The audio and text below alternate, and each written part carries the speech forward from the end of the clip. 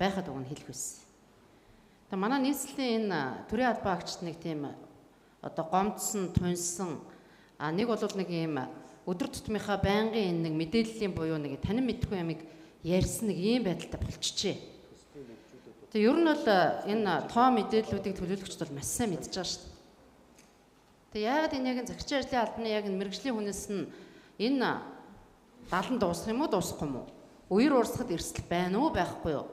Гэдэг тодорхой асуулт асуугаад ахаар тэдэн километр далан хэрэгтэй тийм ажил зураг ингэж төсвөлсөн гэдэг нэг ярьдаг л юм аа ингэж яриад байх юм.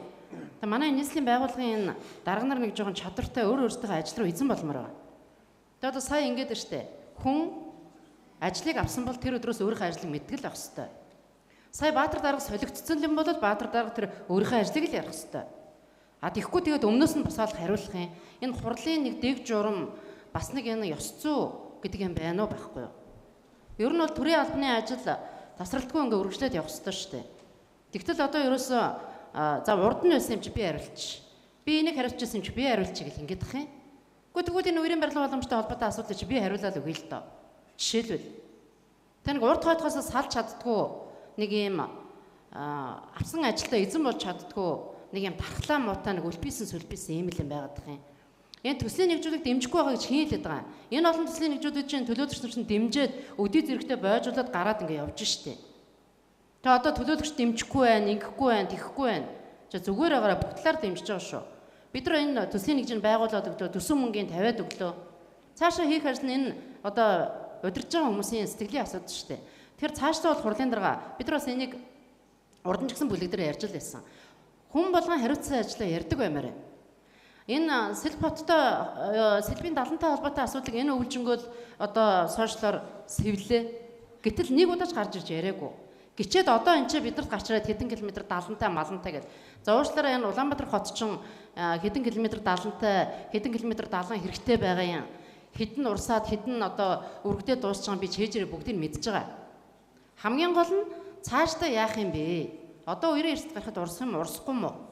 Дуусах юм уу дуусахгүй юм уу? Ингээ нэг тодорхой юм дээр хариулт ингээд авах гэхээр төөрж бодлуулаад ингээд тань мэдхгүй юмараад ингээ явчих юм. Тэгэхээр яг энэ одоо энэ хурал дээр яг энэ мэрэгжлийн байгууллагын усуд мэрэгжлийн өөрсдөө хийсэн юм ярьж чаддаг баймаар байна. Дэлгэцэнд гараад иргэдэд гараад юмаа тайлбарлаж чаддаг баймаар байна. Тэгээ ямар ч одоо тийм чадамжгүй нэг ийм дарга нар ингээд доширчжээ. Тэгээд үүнийг одоо цаашдаа яах ёстой юм. Тэгээ өнөөдөр бол би 24 мегацлыг магадгүй одоо эхний ээлжинд үр дүнгийн одоо дүгнэх цаашдаа аль нь байхгүй байвал яах юм? Магадгүй эдийн засгийн тооцоололтой энэ төр орж ирэх юм болоо гэж харсан чинь 24 төсөл нийлээд нэг 10-аад хуудас юмтай л гэж орж ирлээ.